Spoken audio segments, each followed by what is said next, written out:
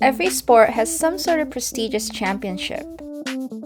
American football has the Super Bowl, soccer has the World Cup, and baseball has the World Series.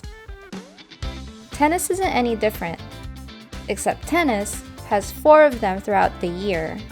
The Grand Slams, also called the Majors, are the most popular tennis tournaments in the world, and New York happens to host one of them. So in this video, we are going to talk about everything you need to know on how to watch the US Open, from tickets, getting there, and enjoying the stadium. Welcome to Urban Caffeine. Make sure you hit that like button. The US Open is a tournament that takes place in the span of 14 days, or what the fancy announcers like to say, a fortnight. And for 2022, it happens to be on August 29th through September 11th. On day 1, the tournament starts with 128 players for both men and women in the singles category. These players are filtered through single elimination matches until there is a final winner at the end of the fortnight. The women's finals is on the last Saturday and the men's finals is on the last Sunday. There are also doubles and wheelchair competitions within these 2 weeks. But just strictly talking about the singles, out of 128 players, 104 of them are automatically qualified to compete. Think big names like Rafael Nadal, Serena Williams, and other top players of the world. 8 of them get a wild card, and 16 of them have to earn their spot by competing in what is called the qualifying rounds, which happens a week before the actual tournament. During the qualifiers, players that didn't quite make the cut to be automatically qualified will try and compete for one of these 16 spots. The qualifying rounds are free to watch, and this week also coincides with the US Open Fan Week, where there are free events and activities. While the qualifiers are free to attend, the tournament itself is not free and you will need to buy tickets, which we will get to in a bit. The entire tournament is divided into sessions. For 2022, there are 25 sessions. For the most part, there are 2 sessions per day, a daytime session and a nighttime session. These will matter more when we get into tickets later. But first, before we get into tickets, it's important to know the makeup of the tennis complex because getting a ticket is not as straightforward as you might think. Since there are a ton of players, several games are going to happen at the same time. The Billie Jean King Tennis Complex has 3 main stages, field courts, and practice courts. The largest stadium is Arthur Ashe, which holds over 23,000 seats, followed by Louis Armstrong with 14,000 seats, and the Grandstand that has about 8,000 seats. Field courts will also have seats, but it's extremely limited.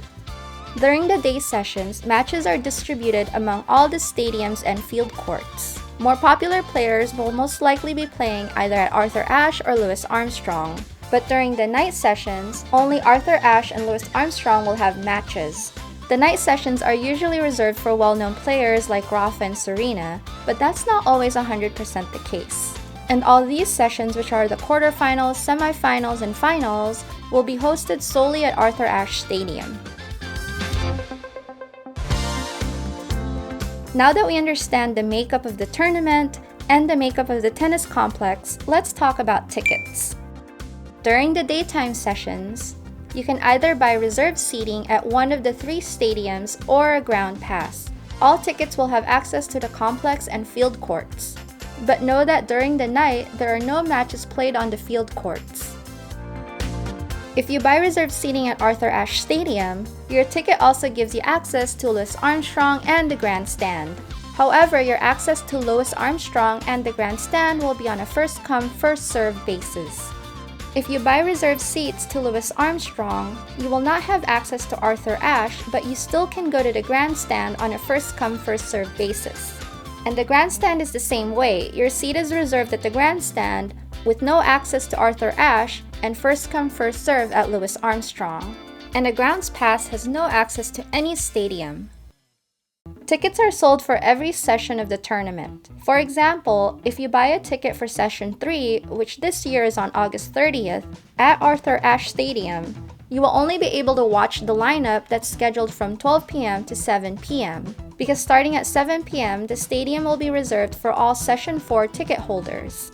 Sometimes the last day session match will go past 7 p.m., so whenever that last match ends, they'll empty out the stadium and let those with tickets to Session 4 come in.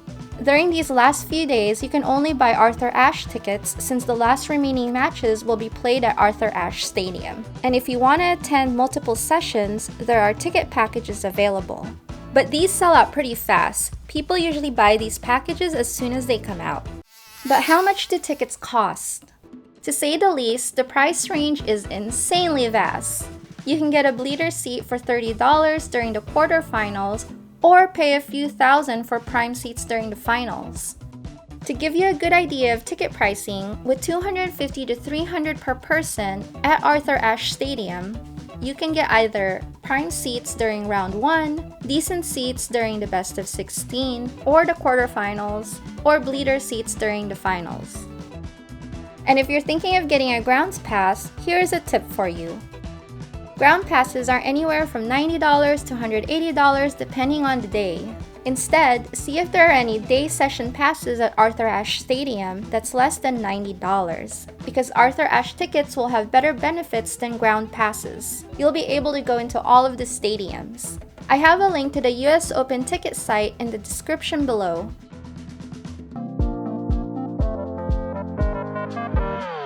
The Billie Jean King Tennis Complex is located in Flushing Meadows in Queens. It's advisable to take public transit to the US Open because traffic gets congested and parking is a hassle and very limited. Both the New York Subway and the Long Island Railroad are right next door to the tennis complex. The subway is 24 hours, but the LIRR is not. The only subway train going to the stadium is the 7 train, and the station you want to get off at is the Met's Willis Point subway station. It's the second to the last stop going east. If you haven't already, check out this video on how to ride the subway. Be aware that the 7 train has a local and express service designated by these symbols, and it looks like this on the train. Both local and express trains will stop at the Met's Willis Point station, but the 7 Express will have fewer stops, making it a faster trek to and from Manhattan if you happen to catch it. Once you get to Met's Willis Point, simply follow signs to the US Open. Believe me, a lot of people are going to be heading there. As for the Long Island Railroad, you can catch the LIRR at Penn Station in Manhattan. But as mentioned earlier, the Long Island Railroad is not 24 hours, so be mindful of its schedule. The US Open has more than just the matches. The complex will have activities to do, a food village, shopping stores,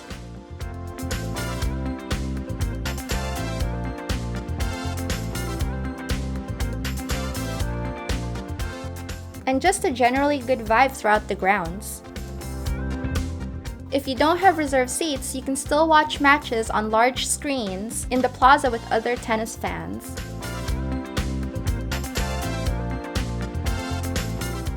Or you can try getting on TV by being in the background of ESPN sportscasters. If you do have reserved seats, don't feel like you need to stay in the stadium all day long. Make sure you enjoy the complex. Most years it's hot and sunny. My advice is to bring sun protection and a water bottle. There are plenty of water fountains, so you don't have to buy water. And if you happen to have an American Express card, you can get one of these radios for free. It lets you listen to commentators during matches. If you're going to the US Open this year, comment down below. If you have a favorite player you're rooting for, let us know who it is. Thank you to all patrons of Urban Caffeine. If you're interested in supporting this channel, getting access to exclusive content, behind the scenes, and a free wallpaper every week, check out patreon.com/urbancaffeine. Until next time, thank you so much for watching and happy New Yorking.